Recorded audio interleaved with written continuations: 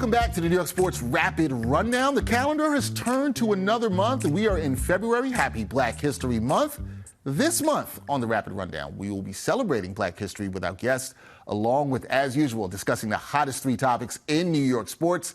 Joining me for the first episode this month is a New York native, Brooklyn-born, Mount Vernon raised. He is currently a host with ESPN for the ACC Network, and you can see him hosting the ACC signature basketball show, Nothing But Net, my guy, Justin Walters. Justin, what's going on, man? Appreciate the invite. This is the Rapid Rundown. Thank you. I had to have you here, man. Absolutely. I had to have you here. I've seen so many guests come through. I was like, I'm just waiting for the text message. It's like, all right, fine. There we go, February. You got to tell me, did you wait too long? Did I take too long? Or was this right on time? Hey, everything happens for you when it's supposed to happen. What's for you is for you. So I appreciate the invite nonetheless. Well, I wanted to have you here, as I said, Black History Month. I thought it was important for us to have, different guests who are black in the sports space in New York. So it had to be you here, man. It had to be you here to kick off Black History Month. So it's an honor. Let's set it off right. We're going to set it off right. Now, Justin, as you know, being a longtime sports anchor, this time of year, it's always interesting for us in sports journalism as we're approaching the Super Bowl, NBA All-Star Game, awaiting the start of spring training and March Madness. But this week in New York sports, there still was a lot going on, including early Super Bowl 58 talk, Ben Simmons returning to the court. But that was kind of short-lived, but he should be okay again. We'll get to that. But first, we got to start this week with the New York Knickerbockers.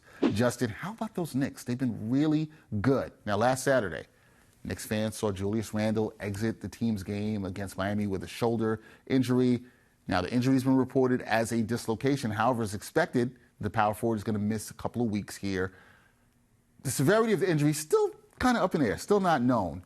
Should the Knicks be aggressive at the trade deadline, which is coming up on Thursday? Should they be aggressive to add a major piece to this roster at the deadline? I guess it depends on what your definition of aggressive is, because I look at this Knicks team as maybe just a piece away from truly being able to win a title. Now, can they contend for a title? Absolutely. But when you look at the landscape, Mikal Bridges, no, I don't see the Nets letting go of him. Malcolm Brogdon and Jordan Clarkson, those are two pieces. And the reason why I say those names specifically is because I think that the backup unit specifically off the bench for the Knicks, they need another playmaker. Malcolm Brogdon being two-way player, in addition to obviously Jordan Clarkson, more on the offensive side, a spark, just throw him in and he'll be able to light up the scoreboard. I remember that playoff game against Miami last year. I'm in the building, and even we saw it through several stretches. Pick whatever game you want. When Brunson is not clicking on all cylinders, who is the next person up? Can we say that Julius Randle is going to be, A, fully healthy, and B, able to finally step up into the postseason? So I think that's why you hone in on that. I don't see anyone on the market right now that they say, hey, we need to throw all these draft picks, because we always talk about that collateral that we have for future draft picks, but what are you going to use to actually get them? But I don't like them going in for even DeJounte Murray or, as I mentioned, Bridges. I think you have maybe a key piece off the bench, a Clarkson or a Clarkson or Malcolm Brogdon. So it's funny because I'm with you on this, right? You don't need to go all in. I know some fans are going to disagree with me on this. Go all in for a star. You need the star that fits. I think you're talking about patience here a little bit, Justin. And you can't give that with Knicks fans. Hey, you know that, right? When a team has been starving for this long, you have to be all in, and that's what they're saying. Oh, like, what are we going to do? Like, slow down, tranquilo. Right, I agree. And I think the pieces that you mentioned, getting another guy who could be a ball handler off the bench, can score, can help. You made a great point about Jalen Brunson. You're specifically talking about game one against Miami, where I believe he was 0-5 from downtown, didn't shoot the ball that well. And even in game 6 on the road, where it was just Brunson as well as R.J. Barrett. Love or hate R.J. or even Quickly, as great as this win streak has been, and OG has certainly been a key focal point in that, is that there is a lack with the offensive firepower when you have both of those players out of the equation, and we're seeing that more. And we're not even sure about Mitchell Robinson later in the season. I think there's a lot of hypotheticals and what-ifs and wish-me sandwiches, so you have to probably just fall back, temper expectations. But when you look at the East landscape and you're like, man, like, is this possible?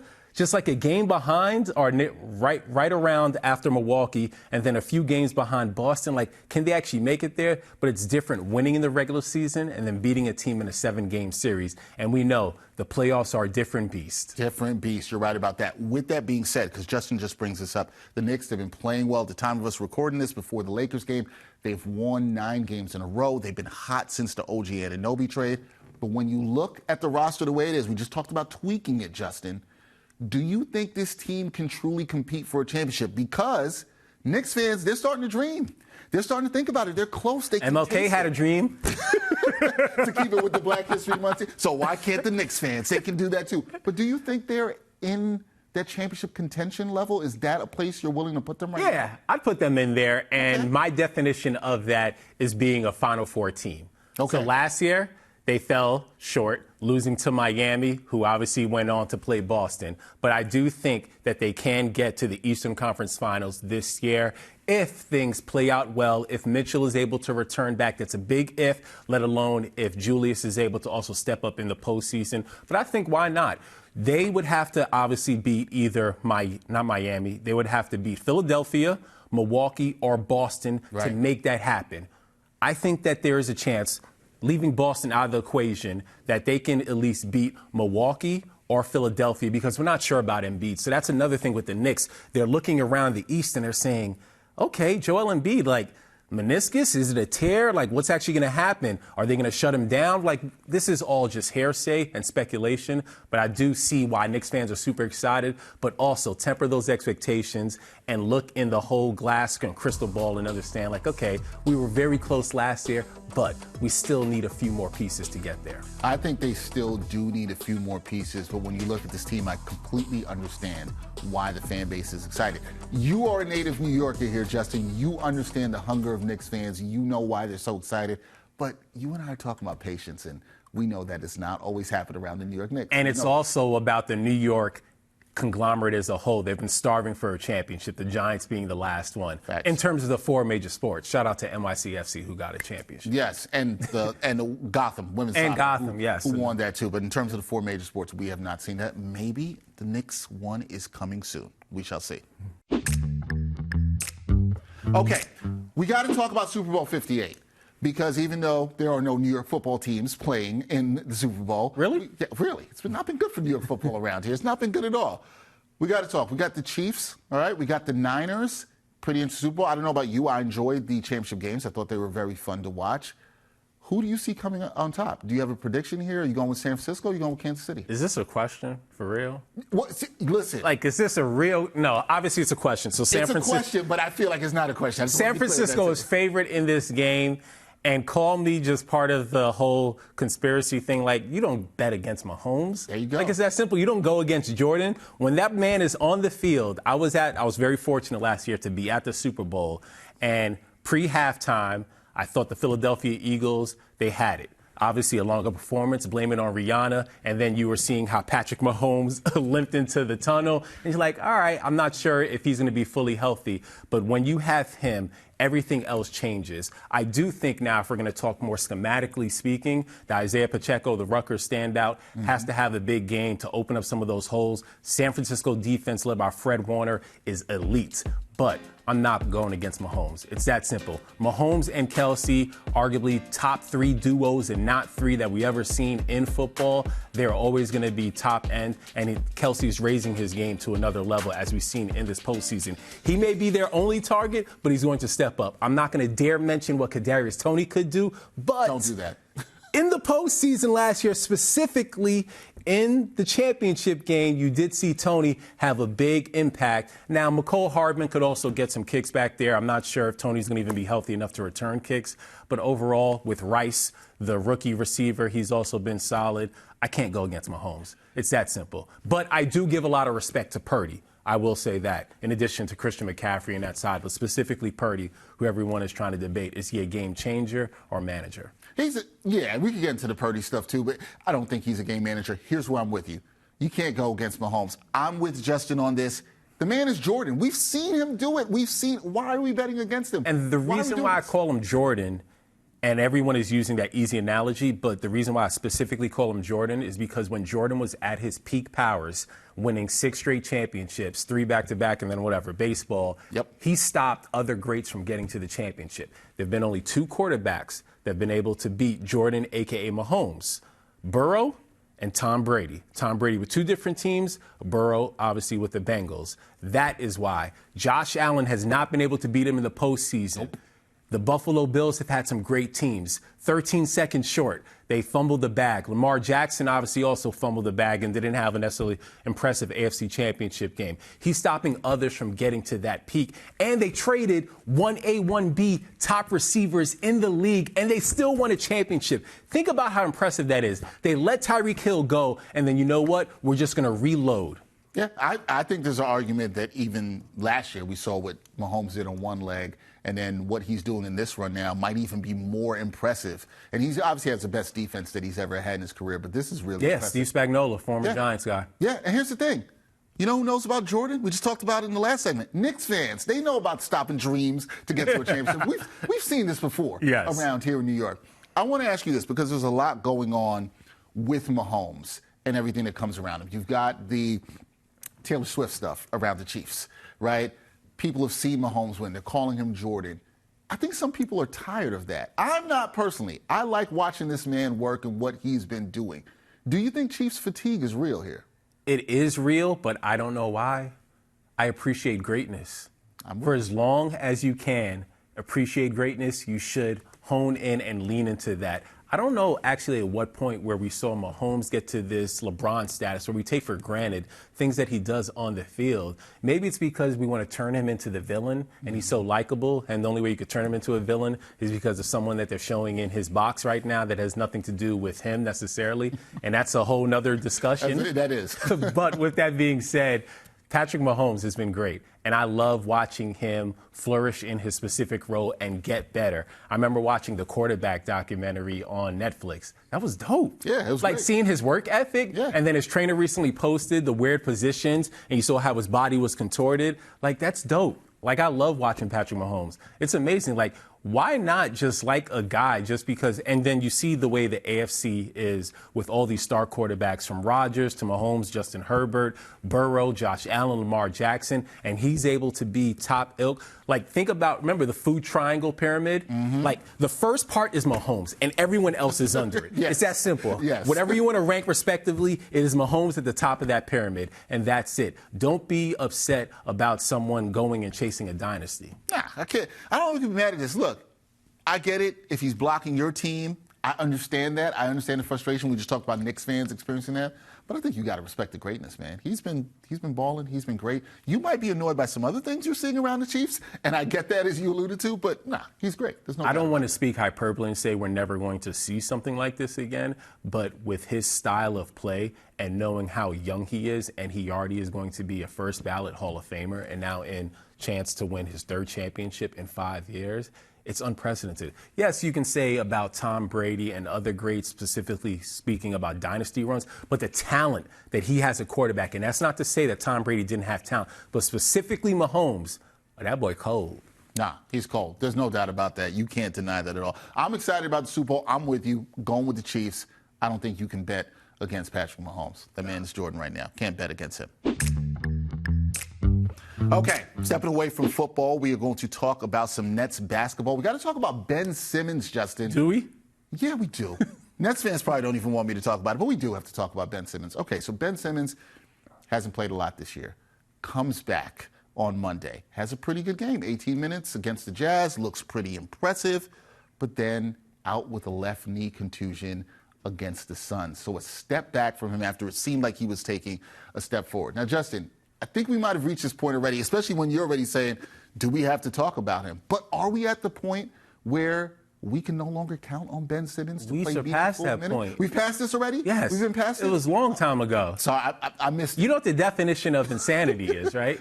This person has shown us who they are. Yeah. Fair or unfair, from his injuries to even when he was traded for, we understood the baggage that the Nets were getting when they got him. They tried to reinvent and have a new big three, scary times, and then moving forward ahead, it clearly never worked out. But this, I guess, is the last of the Mohegan Sun in terms of the collateral damage that they had. I'm glad that they have Mikal Bridges, which is a star player that you can build around. They turned down 4 draft picks for him before, so whatever type of prize package is being offered, I don't see them accepting it. But specifically about Simmons, he has shown us who he is. I think it's time to just move forward. You can't keep hoping and wishing. It's not producing. He can have all the potential in the world, but are you going to produce? Right, and we haven't seen that when he's been on the court. We've seen flashes of that, but we haven't seen that. Can you tell me a Ben Simmons signature moment with the Nets? With the Nets, are since the last thing people remember him for is when he was under the basket and he didn't dunk the basketball with Trae Young right there. What have you seen since then? Here's the signature moment: seeing him in street clothes.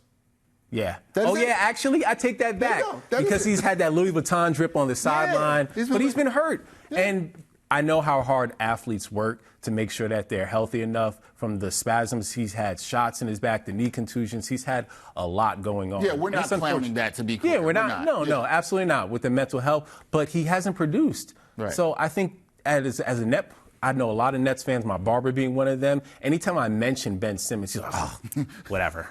He's like, seriously, at that point, it's like, yo, just show me. I think what's frustrating from Nets fans that I talk to, probably like your barber, is that it's held the team back from their flexibility, what they want to do going forward. And that kind of brings me to my next question with you, because with the uncertainty surrounding Ben Simmons, you talked about Mikal Bridges as a piece that the team seems to like from everything that we hear. What should this team do at the trade deadline with where they at? Should they be buyers or sellers? What should the Nets do? Absolutely sellers. They have a few expiring contracts. Spencer Dinwiddie could probably get a few pieces back in return for him. Dorian Finney-Smith, that's another player. Royce O'Neal, that could be on the market. And then another one that I'm going to throw out there that I'm not sure how much, I've read a few reports about it, is Nick Claxton. I think if you're willing to pay him a new contract, which could be around like $100 million, then you can keep him. But if you're not going to give him that extension, then you should ship him out. You should start all over, blow everything up. Blow everything up except for Bridges. I'm with you on this, and I think it's going to be interesting to see what they do at the deadline and what their direction is. They say they like Bridges. You talked about they turned down offers for 4 first-round picks. They love Bridges. They love Bridges, right. I think it's a little bit more than like. But what kind of player do they want to put next to them? Since you said being sellers, what about the talk about them going after a DeJounte Murray? Is that a guy you should go get now if you're the Nets, if you could pair him with Mikal Bridges? I don't think it would be a bad play because Bridges is the type of player that I think it's plug in, plug out. Right. He has a type of game that can fit with other players, similar to what we saw from Kevin Durant. You can put him in whatever system, and he's going to be able to adapt. I really love the way Bridges plays on both sides of the ball. So DeJounte being more ball dominant, and he can find Bridges and set him up in his spots, I think that'd be a good move.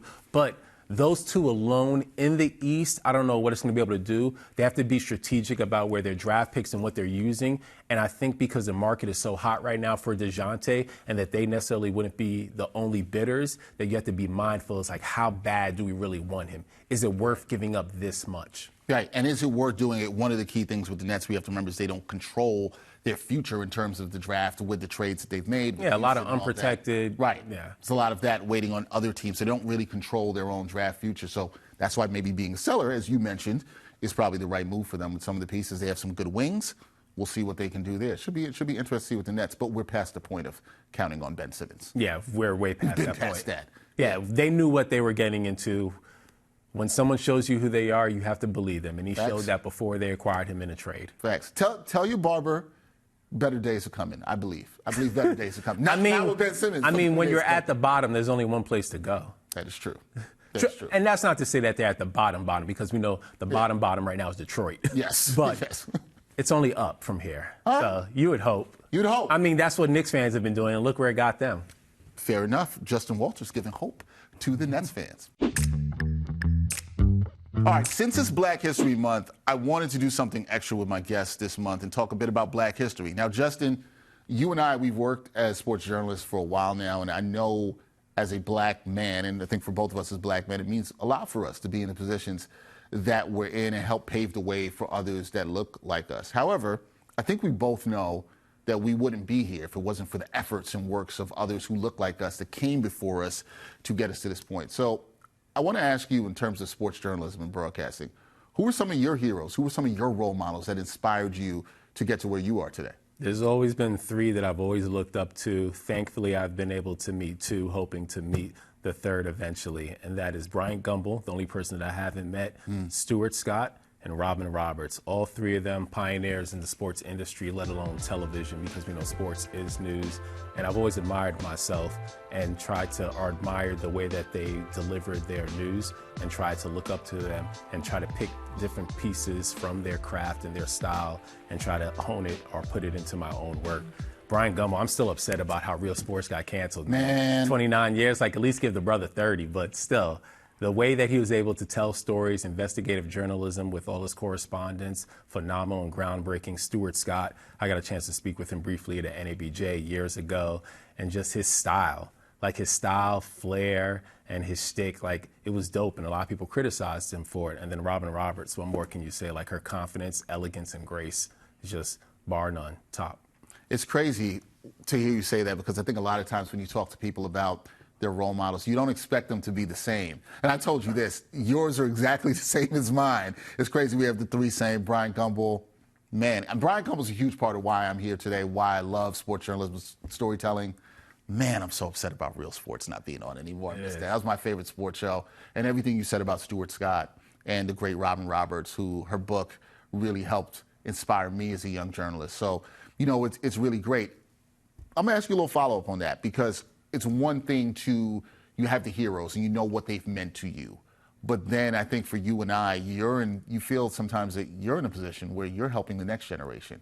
How excited are you for the next generation of black journalists that are coming? How do you feel about it? Do you have excitement to that? Because I know you mentor some young people. I don't know if it's excitement. But do you have concern? I have concern the way the industry is going.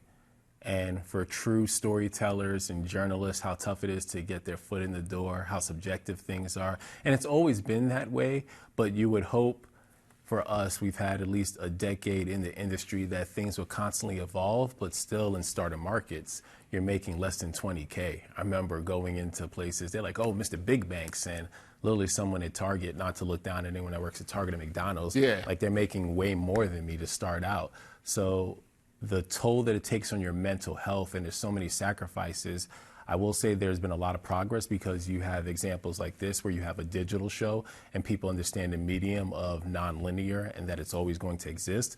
But I'm excited for my mentees and how much they have grown and other people that are clearly better than I was at their age, not in terms of a comparison thing, but you want to share with them like, hey, like everything's going to be all right. But I'm also just concerned. It's like I really just don't know where the industry is going. Yeah, people are still upset and big mad the fact that you have to watch a playoff game on Peacock, and that's just where streaming is going. But in terms of cord cutting and streaming, like the game is different, and we're not sure. Like traditional journalists aren't needed as much, specifically in sports departments. And then when you look at local sports departments, like you just had, unfortunately, the reporter, not to call her out, I don't even know her name, but the person that asked Todd Bowles the question about Detroit. Right. And it's inside in a dome. And there was reports that it was a news reporter that was thrown on that. So because you have such a need for this space, I don't know, man. It's really tough for me to answer or say that I'm excited. I'm concerned, but I'm at least happy for some of my mentees and other people that I rub shoulders with to see how talented they are.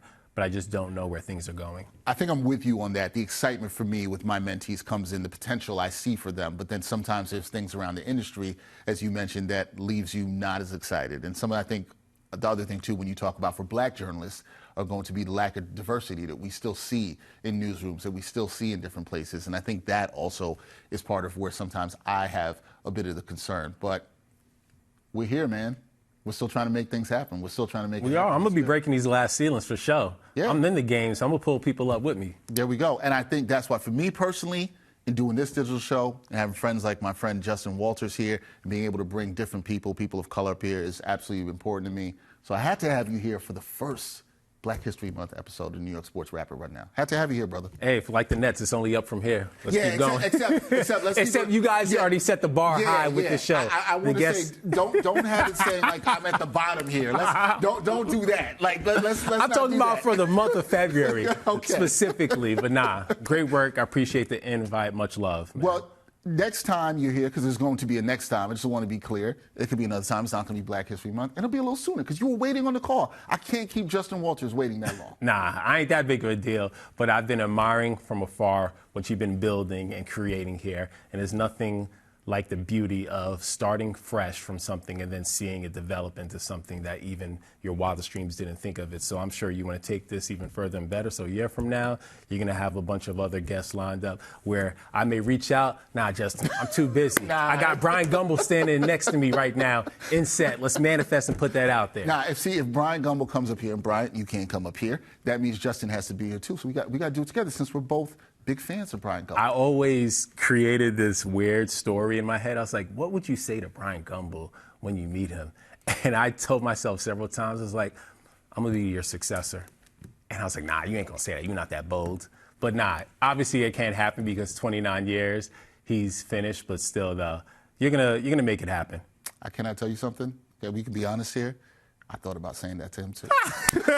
Hey, man, I'm telling you, Real Sports had a chokehold on people that love journalism and storytelling, man. It's 30 for 30. People love that aspect relating to grandma and grandpa. Nothing necessarily to do with sports. Sports adjacent. It's just wallpaper. It's just telling stories and introducing characters and presenting some of the smallest of points that make you interested. Like, I didn't know that. What happens to horses when they're not running in the Kentucky Derby? Some terrible, despicable things. So, yeah, they did such a great job with that. It's good. But everybody, please check out the work. My man, Justin Walters, catch him on the ACC Network, doing such a great job there. He's just getting started. He is only continuing to go up, not from the bottom, because that's not where he is. He's just continuing to go up. We will see you next week on the New York Sports Rapid Rundown.